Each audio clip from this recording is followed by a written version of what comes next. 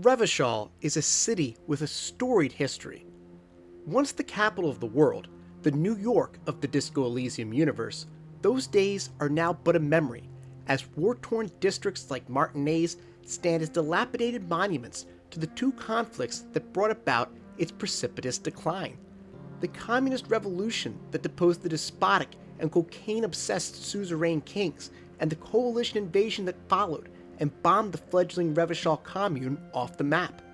It is a city haunted by its past and its politics, forever broken by the ideological debate that played out across its city streets with gunfire and artillery shells, by the bloody duel between the two competing visions of the type of utopia it was supposed to be. And there is, perhaps, no greater representation of these two competing visions for Revachol than Rene and Gaston, the geezers playing pétanque in a bomb crater. Though they might seem like two retirees who argue like an old married couple, there's so much more to them, as they serve as a metaphor for the political upheavals of the city's past, embody its present state, and shed light on the revolution to come. But before I go on, if you are a Disco Elysium fan, then please be sure to like, subscribe, and consider supporting me with a YouTube channel membership or over on Patreon. My dream is to make these videos full-time someday, and by doing any of those things, you'll be helping make that dream a reality. Harry can meet Rene and Gaston on day 1, after he's finished all the necessary conversations at the Whirling in Rags. He can ask them about the case, but it leads to a dead end, as neither of them really know anything about it.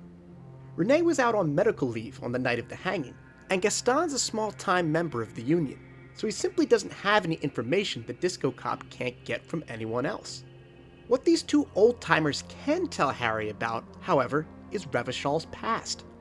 Unlike many of the game's characters who talk about the anti-centennial revolution and the fall of the commune from a historical perspective, Rene and Gaston experienced these monumental events firsthand. Though many in-game sources, including books and characters like Joyce Messer, will reference topics like King Fristle and Kraz Mazov, it's Rene and Gaston who take all of that noun soup and fashion it into a proper meal. It takes some time for them to open up. At first, they'll talk Harry's ear off about Jean Marie, a woman they fought over their entire lives, who was, supposedly, so indecisive that even on her deathbed, she couldn't choose between the two men. Ironically, to really get them going, you might have to ruin their pétanque game by having Harry misinterpret it as shot put, which is without a doubt one of the funniest moments in the entire game. But once Detective Can Opener has them talking, Rene and Gaston are an open book, both about their own lives and Revachol's history. Piecing their first-hand accounts together with other sources, we learned that at first, Revachol was ruled by the suzerain kings of the Philippine dynasty. But as the decades went by, the dynasty's monarchs became increasingly mad and corrupt, with the worst of them, Philip III, earning the title of the Squanderer.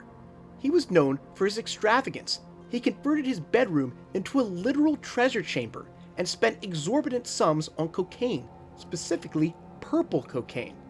It's his statue that towers over the roundabout, which is a pretty terrible statement about the current political priorities of Revachol, considering the damage he did to the city through his wasteful spending, and that he's credited with accelerating the downfall of the royal family.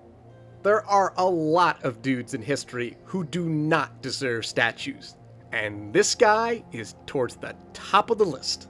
Even a weird avant-garde art project or whatever the hell you call this design.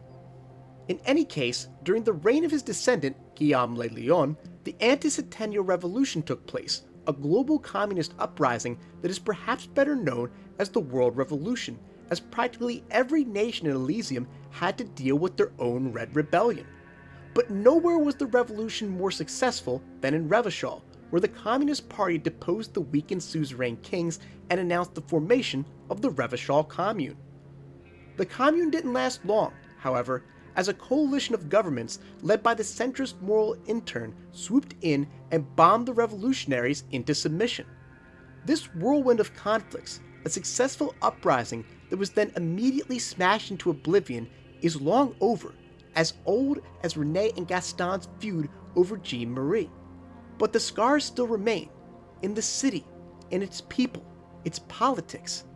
I mean, hell, the two geezers are playing petanque in a literal bomb crater.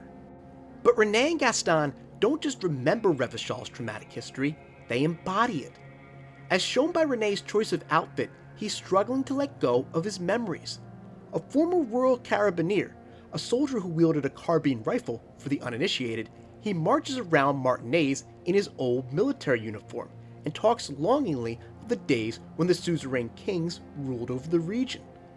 Fully pursuing Rene's backstory will reveal that he's no mere veteran, but one of the most decorated heroes of the Revolution, as he saved Prince Dysant, heir to the suzerain throne, during one of the first battles, crawling across the battlefield with the wounded princeling for 7 kilometers over the course of 48 hours until they were rescued.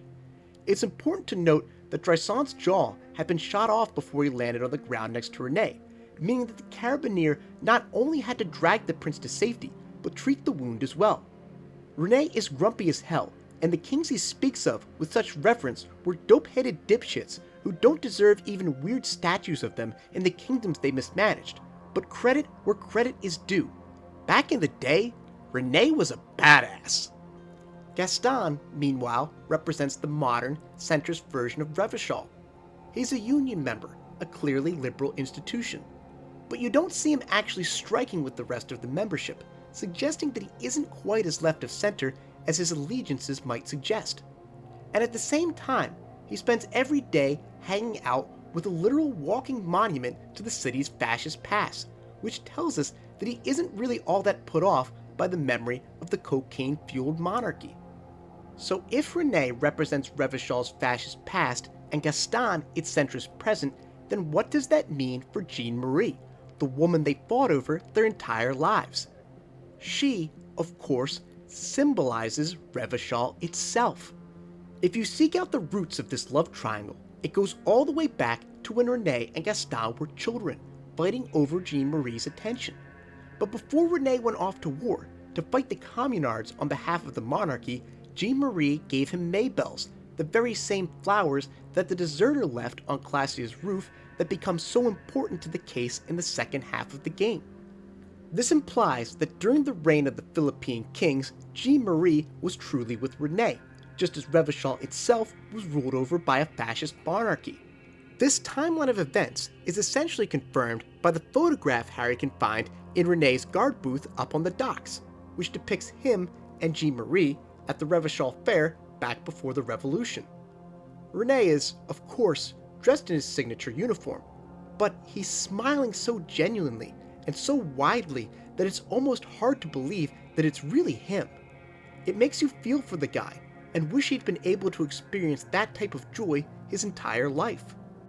But when Rene returned home from war, she'd left him for Gaston, mirroring how the defeat of the communards gave rise to a centrist government.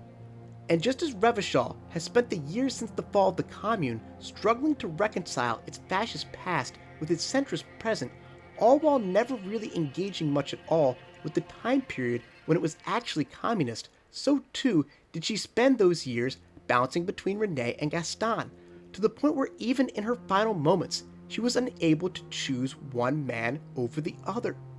Thus, the story of Rene, Gaston, and their rivalry over Jeanne Marie isn't just side content, nor the lore-filled ramblings of two old geezers who've seen better days.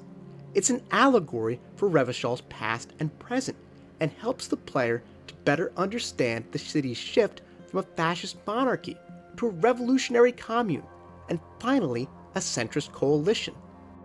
No matter what comes of Harry's interactions with the two old men, Rene will die from heart failure on day 5. Gaston will be heartbroken and admit that he loved Rene, despite how difficult he was to be around.